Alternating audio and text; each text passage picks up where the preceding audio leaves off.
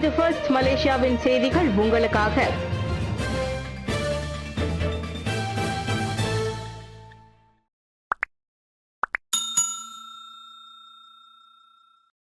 நீதிமன்ற வளாகத்தில் அருண் துரைசாமியை குலசேகரன் சந்தித்தை டிஏபி ஏற்கவில்லை.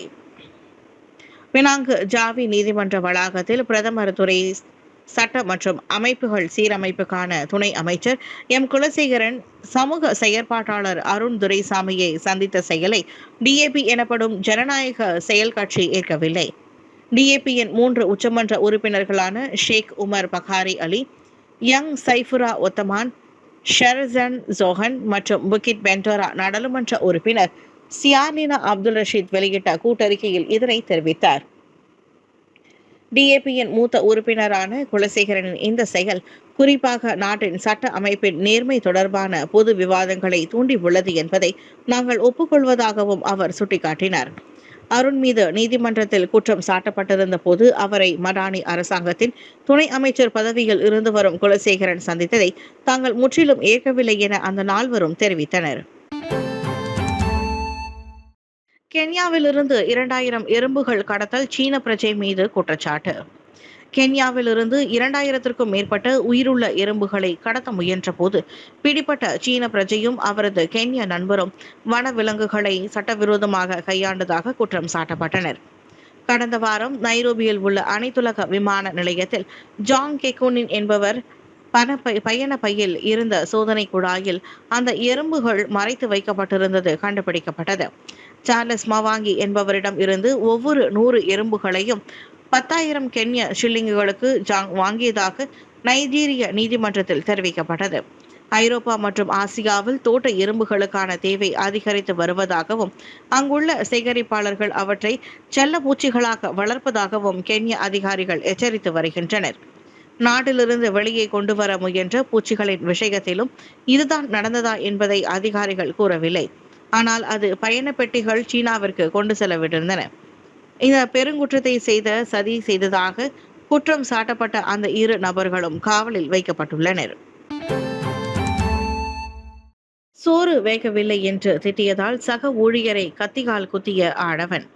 சோறு வேகவில்லை என்பதற்காக தன்னை திட்டிய சக உணவக ஊழியரை ஆத்திரமடைந்த நபர் மீன் வெட்டும் கத்தியால் வெட்டிய சம்பவம் தாவாவில் உள்ள உணவகம் ஒன்றில் நடந்துள்ளது. கிபோட்டா சென்ட்ரலில் உள்ள உணவகத்தில் கடந்த சனிக்கிழமை மாலை மணி 5:40 அளவில் நடந்த இந்த சம்பவத்தில் இடது கையில் ஏற்பட்ட கத்திக்குத்து காயத்தினால் உடனடியாக தவா மருத்துவமனைக்கு கொண்டு செல்லப்பட்ட உணவக ஊழியருக்கு 10 தையல்கள் போடப்பட்டது. உணவகத்தின் 2 ஊழியர்களும் வேலை செய்து கொண்டிருந்த போது ஏற்பட்ட தகராறின் விளைவாக இச்சம்பவம் நடந்ததாக தவா மாவட்ட போலீஸ் தலைவர் உதவி கமிஷனர் ஜாஸ்மின் உசைன் தெரிவித்தார்.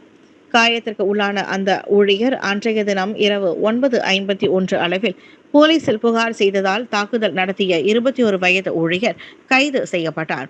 இந்த தாக்குதலுக்கு பயன்படுத்தப்பட்ட 33 சென்டிமீட்டர் நீளம் கொண்ட கத்தியும் பறிமுதல் செய்யப்பட்டது.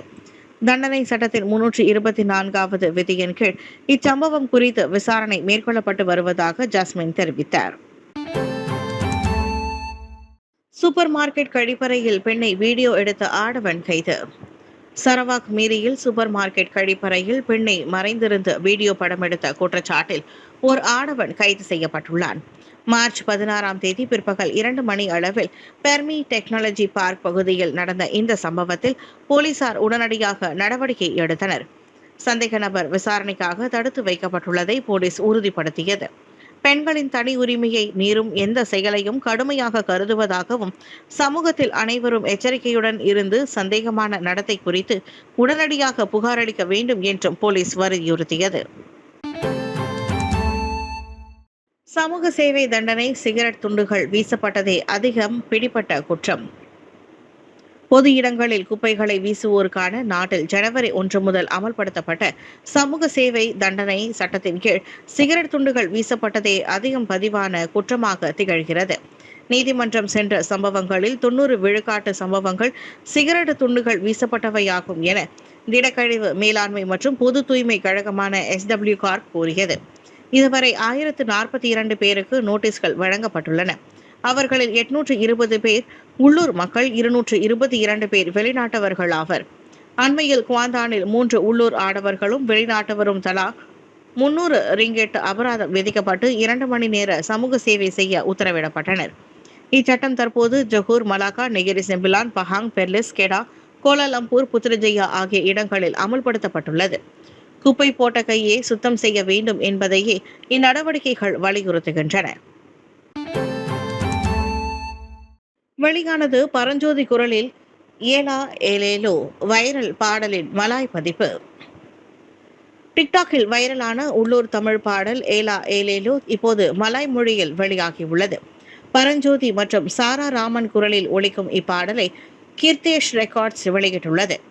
யுவாஜி பாடலை எழுத ரூபந்த் இயக்க VKRN எம்பையர் தயாரித்துள்ளது. தமிழ் பாடலுக்கு அனைத்து தரப்பினரிடம் இருந்தும் கிடைத்த நல்ல வரவேற்பை தொடர்ந்து மலாயில் வெளியிட முடிவு செய்யப்பட்டதாக ஸ்லாங்கூர் சபாக் பெர்னாமை சேர்ந்த பரஞ்சோதி தெரிவித்தார். கலைஞர்களின் படைப்புகளுக்கு விமர்சனங்கள் வருவது சகஜமான ஒன்று என்பதால் அதனை எதிர்கொண்டு மேன்மேலும் மேம்படுத்திக் கொள்வதே சிறப்பு என்றார் அவர். அடுத்து வரக்கூடிய திட்டங்கள் குறித்தும் அவர் பகிர்ந்து கொண்டார்.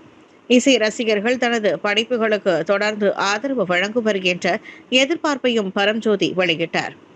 அசல் தமிழ் பாடல் வைரலானதற்கு முக்கிய காரணமாக விளங்கிய தாய் பீட்ஸ் மெட்டுகளோடு அழகான மலாய் வரிகளும் இணைய ரசிகர்களை இது மிகவும் கவருகிறது. இந்நிலையில் அதிகாரப்பூர்வ 4K வீடியோ வெளியிடப்பட்டுள்ளது. டிக்டாக் ஸ்டைலில் இளைஞர்களின் உற்சாகத்தை பிரதிபலிக்கும் இப்பாடல் மலேசியாவில் வேகமாக பிரபலமாகி வருகிறது. யூடியூப் தளத்திலும் இது வைரலாக பரவி வருகிறது.